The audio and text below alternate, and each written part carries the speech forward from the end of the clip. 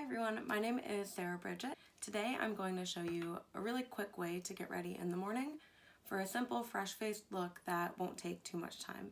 I've already washed my face, but following up from that, I always like to do a quick second cleanse with a micellar water. So today I'm using the Simple brand micellar water. We'll start off just by taking a cotton pad. It's a good section of the pad that has the product on it, and we'll just move it around, and from there I'll just take it and wipe off my face. This is really nice to get anything that was left behind, because otherwise anything that's left you're trapping on your face for the entire day, which can then get into your pores and encourage breakouts. Next, I'm going to do a very similar process but with a toner. It's going to help close up your pores, seal them off, so that again we're not encouraging things to go into our pores and break out our skin throughout the day. Today I'm using just the Clean and Clear Essentials. I've used this honestly since I was probably like 11 years old. Now that everything is taken off of our skin, it's nice, clean, fresh, and toned, pores are starting to close up a bit, I'm gonna hop in with my daily Renewal serum and then my moisturizers. Another thing to note is that I will be using my fingers to apply some products today, and so just make sure before you start off that your hands are nice and clean and fresh. And I'm just taking about this much. This is honestly probably a little bit too much, but that's okay. There are always other places that can be renewed, refreshed, and full of serum. And now for the moisturizer, took about that much. So now that our skin is all prepped and clean and ready to go, I'm going to go in with my, again, Origins, you can tell I love the brand, GinZing Tinted Moisturizer. It has SPF 40, which is great. It gives you like a nice glow without it being anything too much. Depending on how you apply it and what you do with the rest of your makeup, sometimes can't even tell that you have makeup on. I'm taking about this much and just going to warm it up in my fingers first. That's another tip that you should do for your Renewal serums and for moisturizers. Always warm them up in your skin, on your fingers first. It makes a really big difference in how the product applies, and you can get it to go a lot further when it's not warm. It will sink in as soon as you put it down, but when it's nice and warmed up, you have the option to spread it out a lot more, blend it out more, and just highly recommend that in general. So I usually go in, I'll put some on my cheeks, I'll put some on my forehead, a bit on my chin, on my nose, my mustache area, and then I take the excess product and put it again on my chin and neck. And this is important even more so when you're using products that do have pigment, because otherwise there will be that harsh line of this is where my face ends and this is also where my makeup ends. So to help it look more blended, more natural, you want to make sure that you're always taking the product down onto your neck, blending it out. You'll also notice that it is a sheer wash of color, but you can still see a lot of things through it. So I grabbed my Maybelline Age Rewind concealer. This is in the shade Light because pale. I'm going to take this and put it on my problem areas, and then I also am going to take a bit and put it around the eye, just because I do have dark circles that are quite dark. So to cover those up, I find it helpful if I go in first with a bit of a darker product and then I layer on with my lighter product after. And then just taking my ring finger to blend this out. Again, here you'll see it's not crazy high coverage. It just helped a bit to cover it up a little bit more. Next, I'm going to go in with my under eye concealer. This one is more full coverage, so I just like to brighten up that area a bit, and I am using the classic Holy Grail concealer.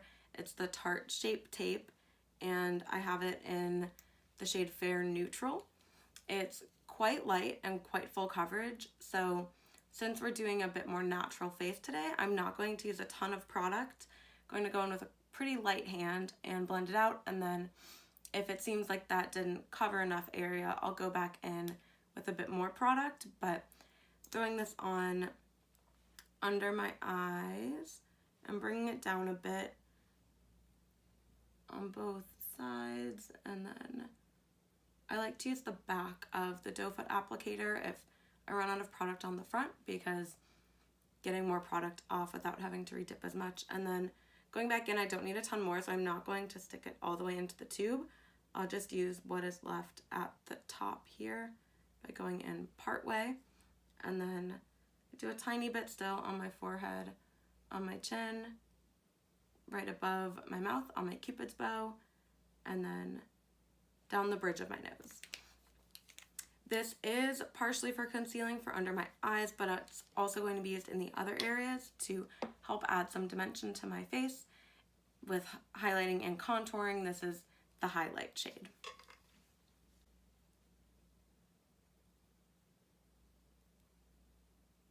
When blending this out, I tend to leave my eyes for last.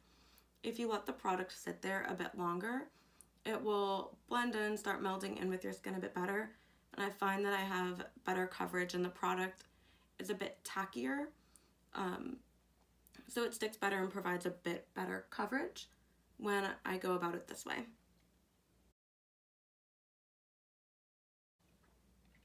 You'll notice also that I started blending in a bit on my right eye, then hopped over to my left. The reason that I do this is, again, to get that product a bit tackier, get it to be stronger coverage in those areas. So I bring it into my inner corner and then just above where I am the darkest discoloration, and it really helps it be a bit more full coverage there. So I let it sit on there for a little bit, typically just while I'm blending the other eye, and then I'll go back to finish blending. So next, to set all of this concealer that we just put in place, I'm going to take a powder and pack that on.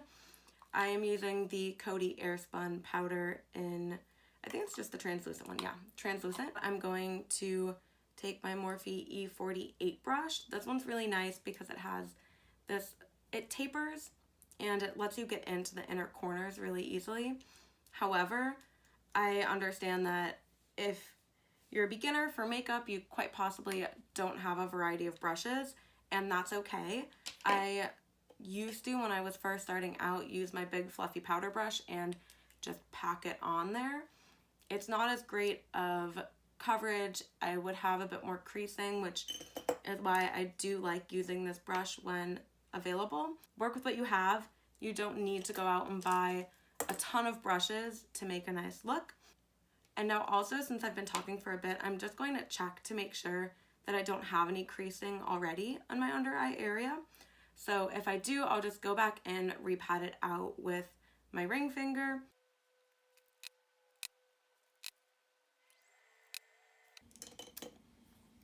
Also, the reason that you want to make sure that it is blended out and that you don't have those creases there when you're going to put the powder on is that the powder essentially locks everything in place. So if you have creasing there already before you put the powder on, you're going to be locking those creases in place, and you're guaranteed then to have a wrinkly look for the day.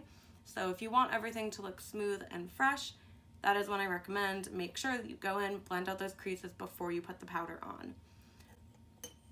Now that we have the detailed work done for the powder in the eye area, I'm going to go in with my large powder brush and dip this into the product. I like to push it down so you can see the bristles expanding. That's how you know that you're getting product in throughout the brush.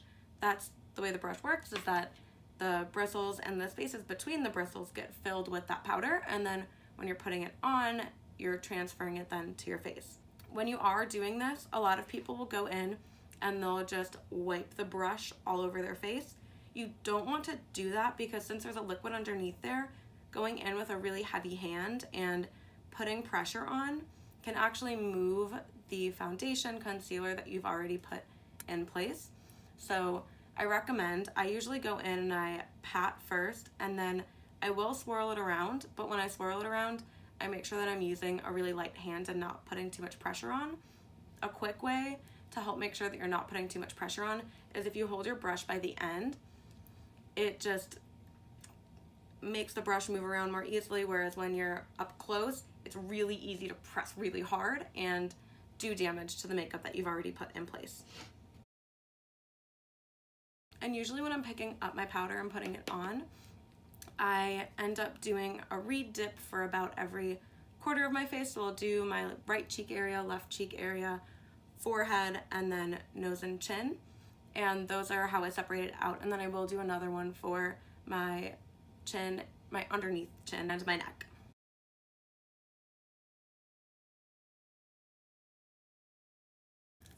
I'm going to start off adding a bit more dimension to my face, this time with contour. I'm using the Tarteist Pro Glow, and this is honestly a really cool product. I'm a big fan of it. For this, I'm using my Morphe E4 brush.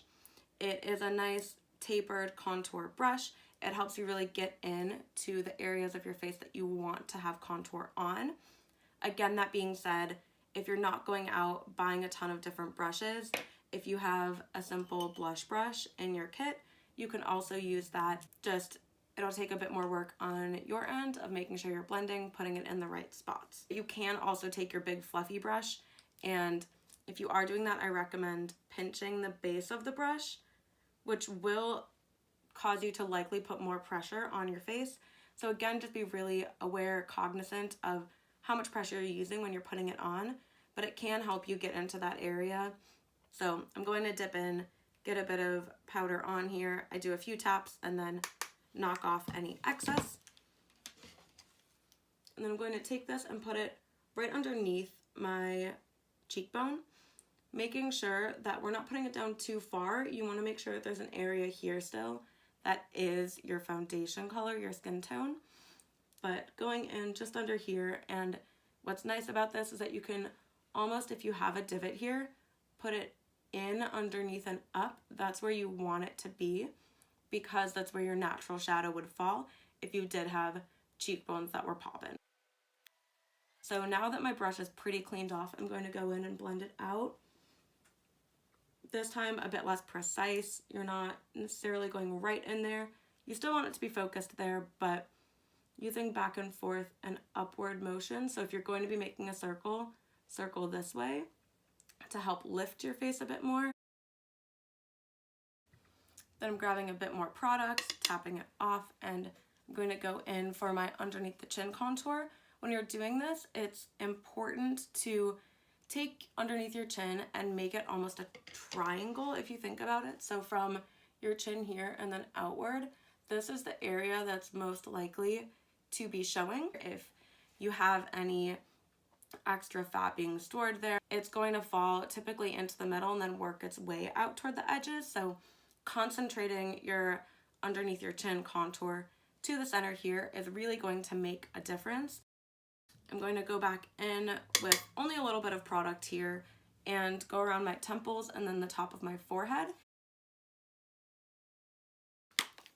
And then just to liven my face up a bit, I'm going to take a blush. I'm using this Tarte blush palette. There are a lot of shades inside. I live in Indiana. It snowed 3 days ago.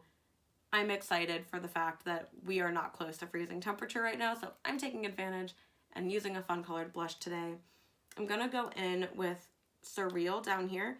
It looks like a bright bubblegum pink, but if you're not putting too much on, it won't look crazy candy or clown-like. So I'm gonna take the brush, swirl it in there a bit, again, tapping off any excess, and then going in. The old trick that everyone would tell you for when you're doing your blush is to smile and put it just on the apple of your cheek here.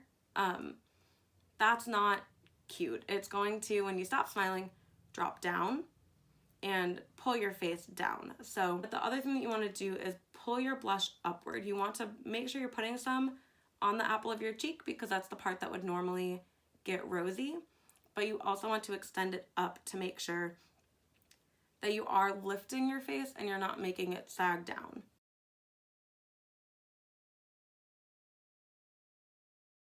you want to make sure that you're blending it into your contour so that it's a seamless transition.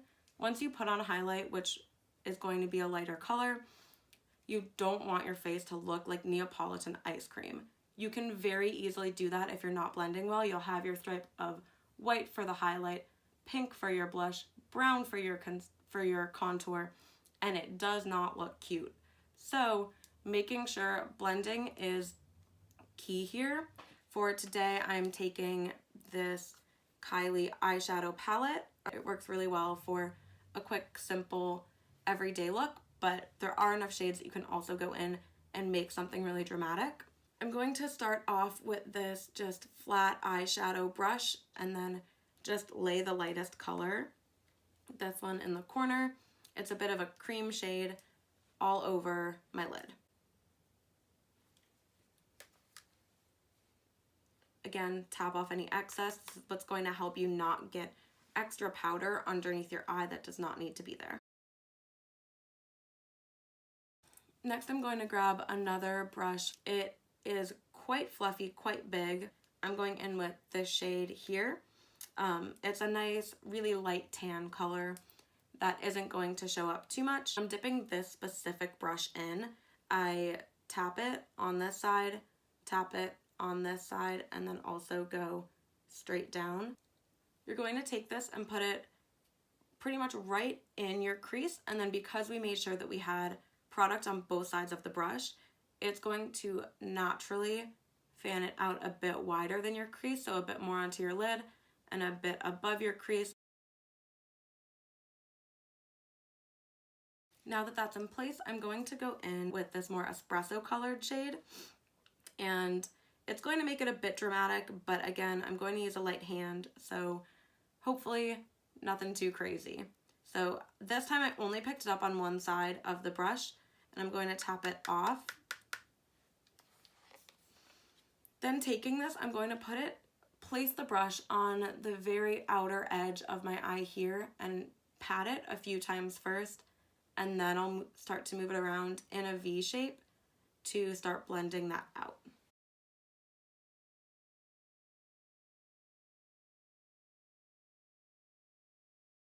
Another thing that you might notice when I'm doing my eyeshadow is that I tend to draw my mouth downward, like into a frown.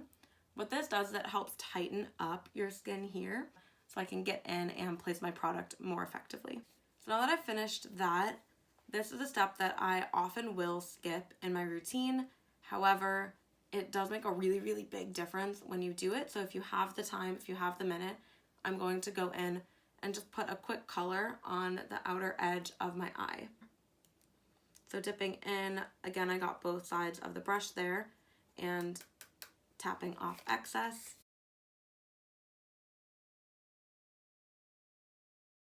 We're done with our eyeshadow, so moving on, I am going to go in and curl my eyelashes. When you're doing this, a key thing to note is that you want to take the curler, put it as close to your eyelid as you can, and squeeze, but that's not the only one that you want to do. You're going to squeeze there, then you're going to move it up and out a bit on an angle because we want our lashes to curl up nice like that, and you'll squeeze here, then you'll take it out a bit more, squeeze there, work it towards the end of your lashes, squeeze again there, and you're encouraging it to do that full curl and not just kink up like this. Next up, we're going to go in now with our mascara. This is the Tarte Man Eater mascara, but I'm going to take this and I will swipe it through. And while I swipe through, I like to roll it. I think I got into that habit with my roller lash, but it really helps make sure there's a more even distribution of product, because if you take your wand and you put it down at the root of your lashes and then you just pull it through, a lot of that product is going to stay down at the bottom. So when you're rolling it, you're also encouraging that product to move up your lash. And then for the bottom, I'm going to put it up near my lash line and then just wiggle the brush down and through, which helps create a bit more volume. I don't have as many lashes on the bottom, it's a bit more sparse there. So that's a great tip for getting that. And then the other thing that you want to do with your bottom lashes, since they're a lot more likely to touch your under eye area, is ideally not bring the wand all the way down to the end of your lashes, because then you can get transfer and you'll get throughout the day lines underneath, and that's from your mascara rubbing off because your eyelashes are touching your under eye area. So to prevent that, just stop halfway through. So you'll wiggle, wiggle, wiggle, stop, and then just move the brush away. Next step, while we're waiting for that to dry, I'm going to go in and fill in my eyebrows a little bit. For this, I'm using the classic Anastasia Brow Wiz, and I use the shade Taupe. So when we're filling in, we want to focus and make sure that it's darkest, deepest filled in out on the edges. And that's what's going to create a really strong definition. And so naturally, if you're going to have a gap between your eyebrows, the hairs are going to start to thin there. So to give it a natural look, we want it to fade as we get toward the center. And when you're doing this, you also want to do short, quick strokes so that if you do get a line that's noticeable, it looks like a brow hair.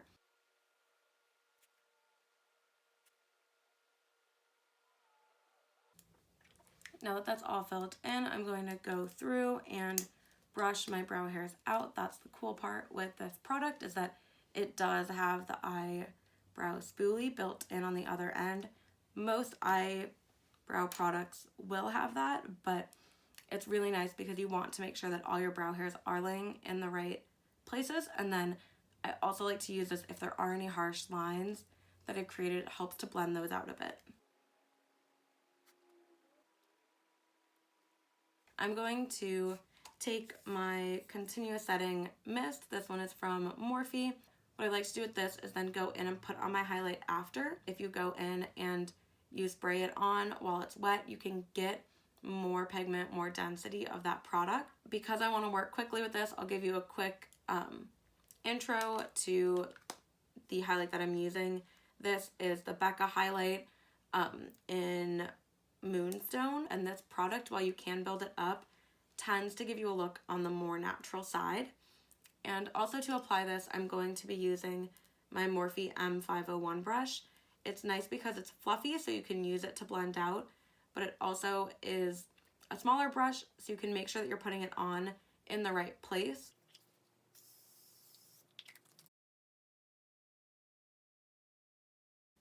And then I like to also add a bit of highlight above my brow bone to give it a bit more lifted effect. And then down the bridge of my nose where we highlighted earlier. And then again, everywhere that we highlighted before, we'll add a little bit here on our chin, a little tiny bit on our Cupid's bow. Then for lips today, I often would not put any product on, but I really love this product. My sister got it for me, and it's nice because it gives you a wash of color, but it's still sheer and it looks matte.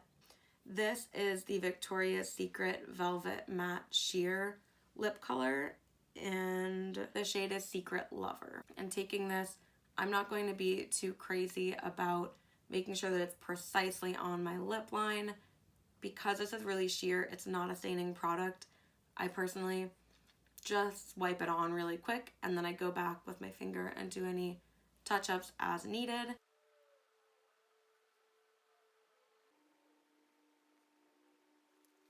So that is it for this completed quick everyday makeup look. I am going to, right after this, film how to curl your hair, which is why my hair has been a bit of a mess right now. So if you're looking forward to that, please let me know down in the comments below. I plan on posting that soon. Definitely let me know if you have ideas or thoughts on what you would like to see in any upcoming videos. I really want to be able to make sure that I'm creating something that you haven't necessarily seen before, but I want to make sure that I'm giving you the content that you care about. So again, please like, comment, subscribe. I would absolutely adore that. It helps out a lot. And yeah, let me know down in the comments what video you would like to see next. Thank you so much, and I hope you're having a great day. Bye.